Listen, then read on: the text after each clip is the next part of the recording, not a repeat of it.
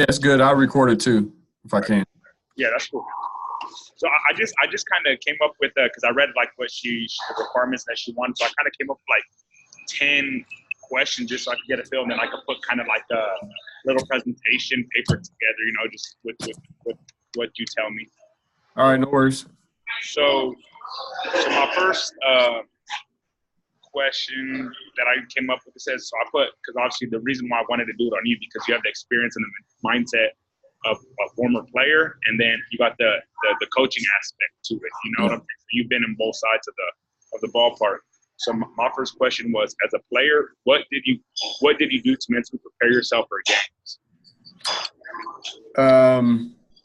So this is kind of a long answer. That's a good question. So what I would do is initially it started out like when I was in high school, just showing up to play and just relying on athletic ability. So, and then as I got to college, there was a little bit more preparation. And so early on, what I used to do is, before the games, I used to be really nervous. And I understood that, once you get that first contact that you was okay. And so for me, what I used to do mentally to prepare is to prepare myself to not be super excited, to not really overthink the game, but to really put off those feelings of anxiety and anticipation and excitement aside so that I'm not as nervous, so that I can focus when the game is on the line, when the game is live. So I just went into my mental preparation is just really trying to hide those emotions and feelings before the game. And everybody's different. Some people like to, hoop and holler and be super excited before the game. But for me, I really try to funnel those emotions and hide them until, when it was actually time to show up and put the uniform on. And that's when the excitement started to build for me. That was part of my mental preparation. Okay, cool. Thank you. And then second question, as a player, what was one of your weaknesses and how did you approach that weakness to make it a strength? Yeah, I think, that's a great question. I think one of my weaknesses was really just forcing myself to be great every day. As a football player, it's really gruesome on your body, and everybody say go 100%, 110% every time. And it's easier said than done. And I think the hardest thing for me was as my passion and my competitiveness grew, my habits grew. And so my habits really started to be like consistent with grinding every day, like going hard every time, when you practice, you're doing most, 7 to 8 plays straight, at practice. So I really went from doing 4 and then taking off 2 and then trying to muster up enough energy to do the last 2 to like doing all 8 at 100%, overstepping my limits of, conquering my limits of exhaustion and fear and tiredness to really be sharp. So that was the hardest thing for me to do, understanding that transition from high school to college, from college to the pros. Because in pros, man, your reps matter every time. You can't afford to take off. So it was just good preparation for me to really work on that weakness until it became a strength. Okay, cool. Thank you. And then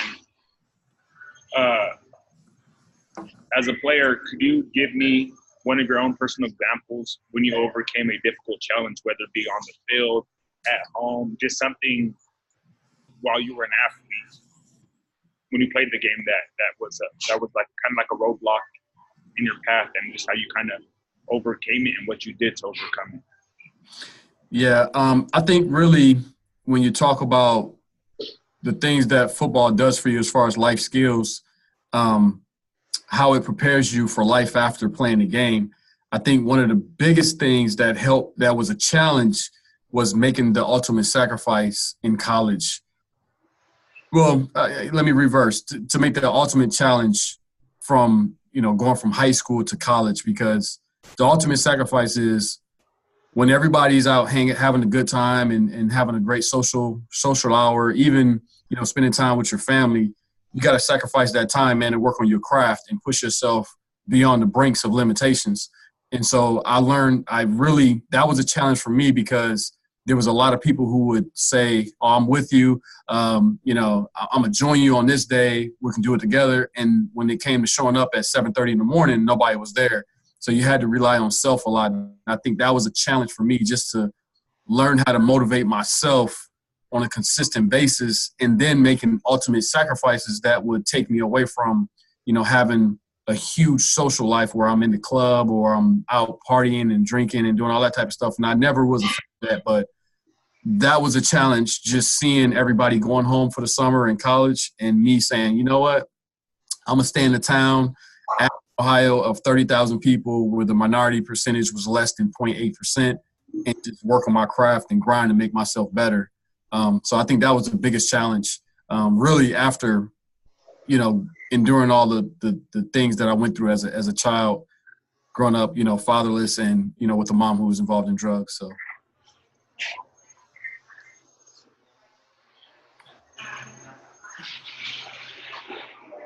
So that was those there. Now this is kind of transitioning where you go from kind of being an athlete to the coaching realm. What made you want to get into coaching, or did it just kind of happen? So what made me get into coaching really was the fact that I was so in love with the game that I didn't want to leave the game as of yet. My NFL career was really short, and my playing career was cut short due to just the body's limitations and just the evolution of the game. And so for me, it was a way for me to give back and also stay close to the game, because what people don't realize is that when the game is done with you, man, it follows for some of us, what follows is lifetime injuries, depression, habits that are not necessarily conducive to living a lifestyle that's beneficial to other people. And so for me, being a coach was really that lead for me to do that. And so when I got involved with coaching, it was kind of like I was still close to the game. I was still giving back. I was still getting that feeling that I felt when I walked out of the tunnel when people were screaming your name. It was just on a different level. Now I got essentially to live through the people who I'm inspiring every day to play this wonderful game. So that's what kind of got me into coaching. I knew it would be really hard for me to transition from playing to retiring, just because I've been playing since I was 6, and that was my way out of my circumstance. So I knew it would have been hard. Yeah. That's why I got involved with coaching.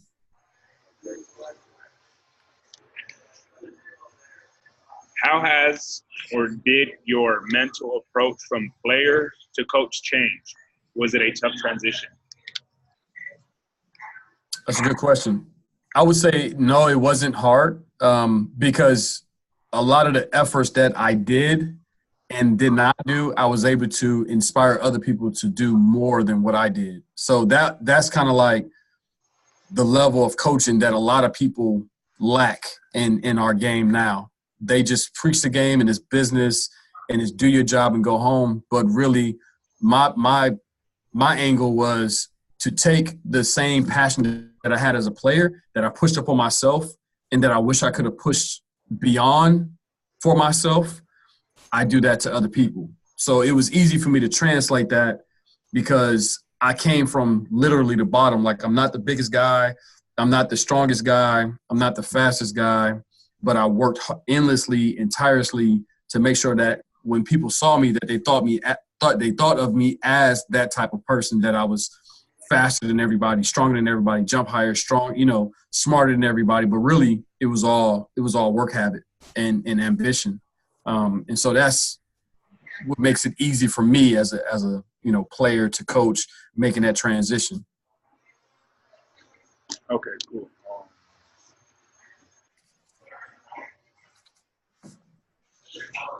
As a coach, what is the hardest thing that you've encountered, and how did you deal with those circumstances? I think the hardest thing as a coach was to coach for a program and not necessarily have the players that other programs have. It's the competitive side. It's the pride side, the competitive nature in me. I don't like to lose in terms of numbers, because stats say that when you lose, you're obviously labeled as a loser. But the hardest thing for me was to translate the losing to winning to other young people. But that was the most challenging thing, is really to put my pride to the side, because I'm a competitor. You know, you tell me you can do 4, I'm gonna do 5. You know, you tell me you can do 10, I'm gonna do 15. And that's just how I'm wired. You know, it's just being a fierce competitor. Even now, into owning my own business, I'm a competitor. I want to be the best, and I'm going to work endlessly to try to be the best. But I think that was the hardest thing for me to translate over, man, is really putting that pride to the side and realize that it's more than the game, and remembering that it's more than a game, which led me to get out of coaching because of the sheer fact that when I coach kids, as a head coach, I coach all, you know, however many kids is on the roster.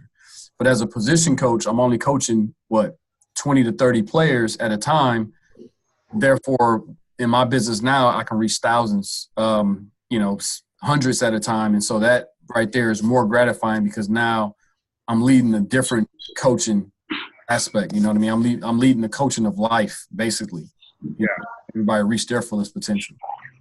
So you would say you dealt with it kind of just by like a change in your mentality on how to approach things?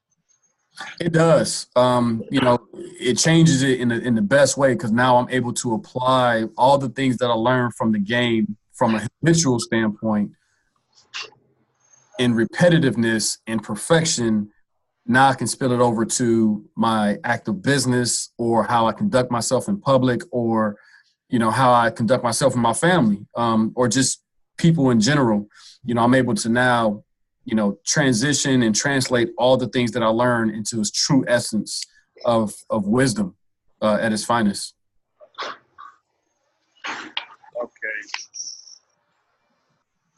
Okay. So you told us you coached in the pros for a little bit as well. So what was your approach as a coach in the NFL, knowing you were coaching guys as old as you were, older, making millions of dollars, and had big egos? Yeah, so, you know, they were younger than me. They weren't older. And so my approach was, at first, when I first showed up on campus, I was like, when I was with the Redskins, it was really, I was nervous, but I was confident. And really what I did at the Redskins was just listen a lot. I just listened, and I tried to be a student and really learn from, you know, the DB coach at the time, who is now still the DB coach, Torian Gray. Just try to learn from him, because that was his first coaching job as well. And just learning from him and, you know, connecting with him, talking with him, and just being a sponge. Then when I went to the Broncos, you know, Coach Roberson, who was the coach at the time, really said, all right, now let's go out there and do what you do, right? So he took the handcuffs off me and was like, man, go ahead and coach them dudes. So I just looked at it as, now it was time for me to kind of like just do my thing. And really all NFL guys are looking for is that 1%, right? That 1% or 2% that you can add value to them to help them get better, so that they can get to their next contract. So, you know, when I was coaching Talib, I was like, all right, Talib, you know, you need to fix your bucket step. You need to fix your step. You need to fix your footwork. And he looked at me, and this is $1 million guy, right? All pro guy, you know, Super Bowl champ, you know, snatched the chain off a Crabtree. Like, dude looked at me, and I was just like, yeah, man, like, fix your footwork. Like, what are you looking at me for? Like, I don't care how much you make. At the end of the day, if you want to get better, then you get better. It's the little things. And I think a lot of pros, what they do is they forget that, but they always looking for that 1-2% that they can get better. And if you can add value to them, then, you know, you're a winner in their eyes. And I think that was the challenge for me, just being confident. I was always confident in what I was teaching, but really, like, when you show up on your first day and you in the NFL, I mean, you're like, man, these dudes, you know, Talib, you know, making millions of dollars, and, you know, knows what he has in his bank account, but we can only imagine. But really, man, you just got to take those dudes and just coach them like you would. Just, you know, I coached them the same way I would coach a ninth grader, you know, and it's details and it's giving your best effort. So.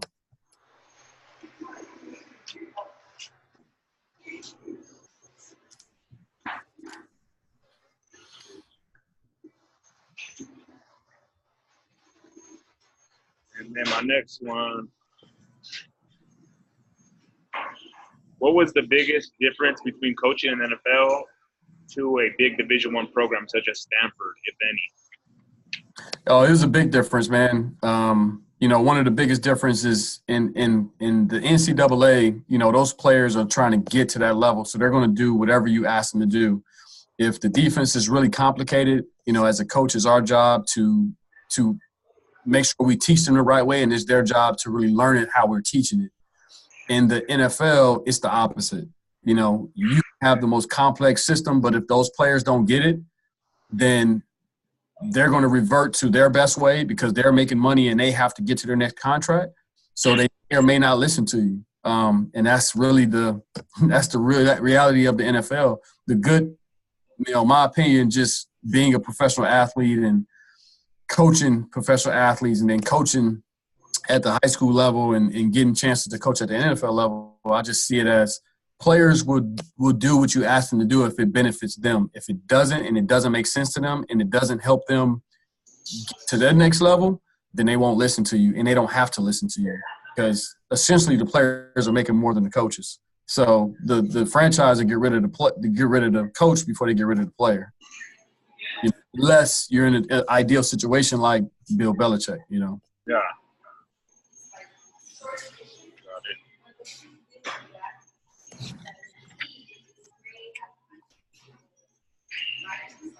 How was the skills you learned being a football player your whole life and coach help you transition into being a motivational speaker?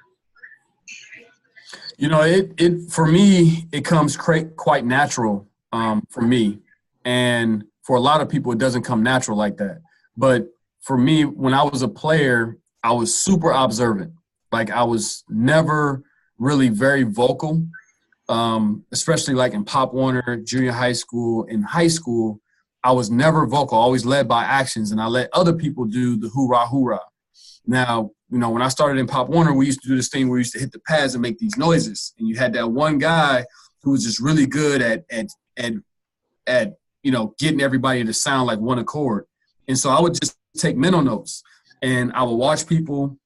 And then as I got into the pros, I slowly started shifting to, even in college, like towards the end of my career, I was voted captain and for 2 years. And then it led into the pros where I was voted captain again because I led by actions and I was a good guy to talk to.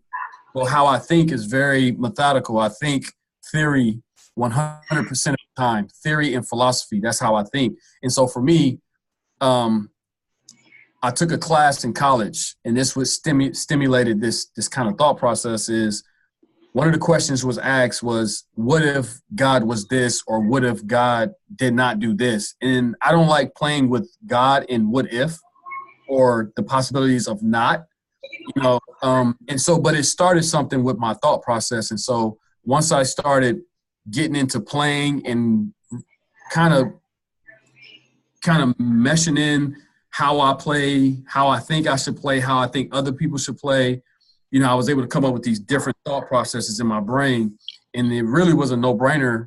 When I speak to people, man, I speak the truth, and I want the best out of you, and I want everybody to know that, my intentions are intentional to make you better and the best version of you that you can be. Because the reality is we can't go back in the past and make our life better. The only thing we can do is move forward. So with motivational speaking and keynote speaking, you have a chance to do that in other people's life and get it instilled in them early before, it's too late, So that's kind of what really jarred me to jump into the motivational speaking. Am I a Ray Lewis? I can be, but that's not my style. Am I Eric Thomas? I can be, but that's not my style. I read people very well, so I like to speak in front of people and then feed off of their emotion, and that's when I'm at my best. I feel like a lot of things people rehearse, but I don't like rehearsing. I just like to speak from the heart and just be as you just kind of like possible. You found your own style, and like you said, you kind of like to read off, let's say, the audience, the class you're speaking to, the team you're speaking to, whoever the audience may be, and just you vibe off of them, and you come with it being genuine. It's not pre-scripted. Right. Everything is coming from, like you said, what others and how others are reacting. Yeah, absolutely. I have and that's what, I always knew that people used to always tell me, man, like, TC, you're going to be a preacher. And I'm like, nah, I'm not going to be a preacher, because we used to do Bible studies and I could take one scripture and I can break it all the way down into how I perceived it and come up with creative ways to make you think about like, oh, that's a good way, that's a good way to put it. So it came really easy to me, and it does now for me to be able to translate a lot of thoughts. And now, some people do really great research and pull in depth and these philosophies and this knowledge from areas, but I'm kind of a basic person. And some of the things I talk about, you may not have thought about in a while, but when I say it, you're like, wow, okay, yeah, that makes sense. Like, you're right. I should be doing this. It's not necessarily coming from a deep philosophy from Napoleon or Winston Churchill, but it's coming from just the evolution of just thinking about what you're doing, the basics, the fundamentals. So yeah, motivational speaking for me is my joy, man. And it comes, pretty easy to me. Can I get better? Absolutely. Am I going to get better? Absolutely. I think that's everything that we do every day. That's everything that we do. So and then this is going to wrap it up kind of, I think I could get a good basis off these 10 little short answer questions and then type up something that she wants. So my last question is, if there's anyone wanting to pursue the career or careers you've been in and around, what would you tell them, or what advice would you give them? I would tell them to go to my website and hire me as your consultant, and I'll teach you everything you need to know. That would be number one. Number two is find you a mentor, and that's why I started the business that I did, because it was hard for me to find a mentor, and it's getting easier to find a mentor now because I have a brand, and people always want to be associated with someone who's doing something bigger than life or bigger than, to give back to the community. But I would say just finding a mentor, because everybody doesn't, they say they'll mentor you, but really they don't mentor you. Yeah. It's kind of like, and I hate to, I'm not even gonna do that because I don't want to. Yeah, we're gonna leave that alone, because I just had a different thought process, man, of the business of sports. You cut out. You there?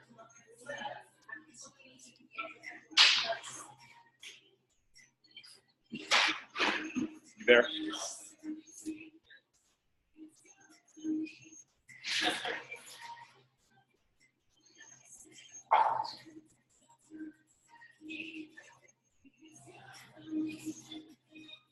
There.